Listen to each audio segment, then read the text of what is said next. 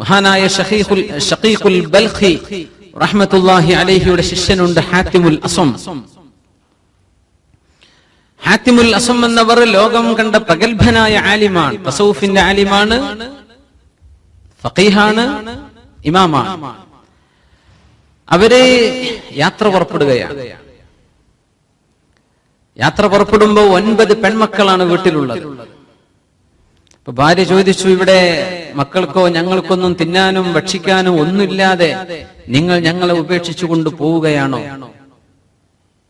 9 മക്കളാണ് വീട്ടിലുള്ളത്. കൂട്ടത്തിൽ 7 വയസ്സുള്ള ഖുർആൻ മനഃപ്പാഠമാക്കിയ ഒരു പെൺകുട്ടി പറഞ്ഞു, ഉമ്മ വാപ്പയെ വിട്ടേക്കിൻ, വാപ്പ പൊയ്ക്കോട്ടെ. വാപ്പ പോയതുകൊണ്ട് നമുക്കൊന്നും നഷ്ടപ്പെടാനില്ല ഉമ്മ. فإنه لا يتركنا إلا لحي لا يموت لرزاق حي لا يموت. ഒരിക്കലും മരിക്കാത്ത എന്നെന്നും ജീവിച്ചിരിപ്പുള്ള നമുക്ക് റിസ്ക്കും ഭക്ഷണമൊക്കെ തരാൻ കഴിയുന്ന പടച്ചവൻ അവിടെ അല്ലേ? അതുകൊണ്ട് ഉമ്മ വാപ്പ പൊയ്ക്കോട്ടെ.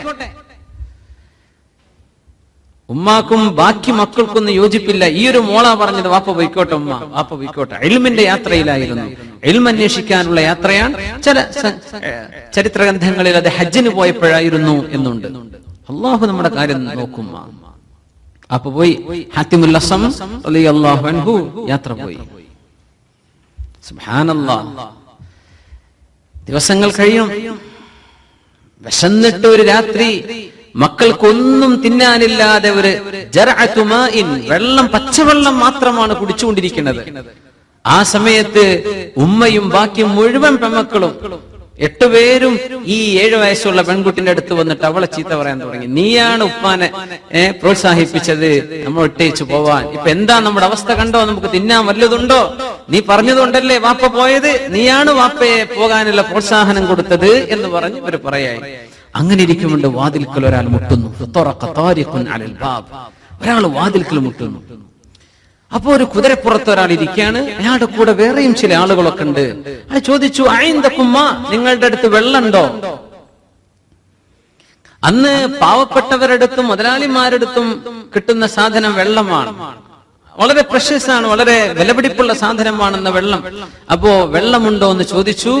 അപ്പോ മുതിർന്ന പെൺകുട്ടി അതിന് മറുപടി കൊടുത്തു, ഞങ്ങളുടെ അടുത്ത് ആകെ ഉള്ള ഒരു സാധനം ഇതുള്ളൂ, അതാണല്ലോ നിങ്ങൾ ചോദിച്ചത്, ഞങ്ങൾക്ക് തരാൻ പറ്റും.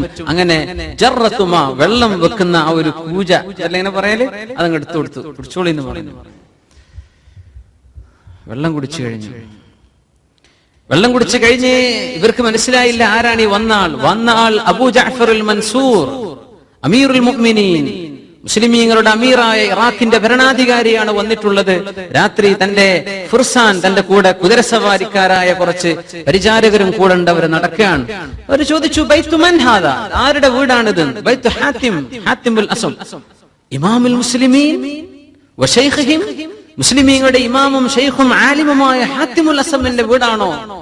വളരെ ചെറിയ സൗകര്യങ്ങളാണ്. യാ അല്ലാഹ്.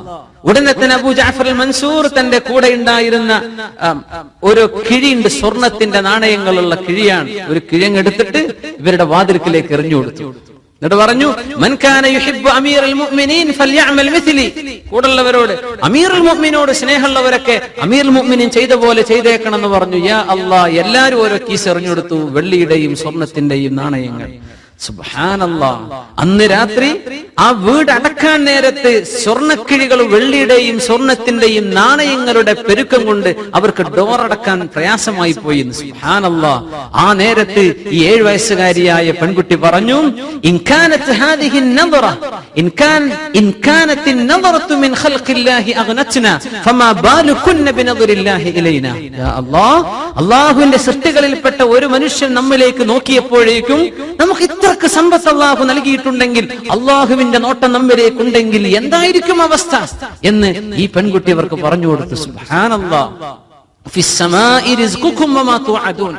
ആകാശ ലോകത്താണ് നിങ്ങളുടെ റിസ്ഖ്. വമാ തുഅദൂൻ, നിങ്ങൾക്ക് വാഗ്ദത്തം ചെയ്യപ്പെടുന്നതും അല്ലാഹു തആല ഇറക്കി തരുന്നുണ്ട്. നമ്മുടെ ബാങ്ക് ബാലൻസിലല്ല, നമ്മുടെ സാലറിയിലല്ല, നമ്മുടെ ഒന്നിലുമല്ല കിടക്കുന്നത്. ഫിസ്സമാ, അല്ലാഹുവിന്റെ തീരുമാനത്തിലാണ്. അള്ളാഹുവിന്റെ റഹ്മത്തുല്ലാഹിൽ വാസിഅഹ്, ഈ കാരുണ്യവാനായ പടച്ചവൻ എപ്പോഴേത് കിട്ടിയത്? അള്ളാഹുവിലുള്ള ഉറച്ച വിശ്വാസം ഈ കൊച്ചു പെൺകുട്ടിയുടെ മനസ്സിലുണ്ടായപ്പോ അവരറിയാത്ത വഴിയിലൂടെ അള്ളാഹു തആല അവർക്ക് കാര്യം സാധിപ്പിച്ചു കൊടുക്കുക.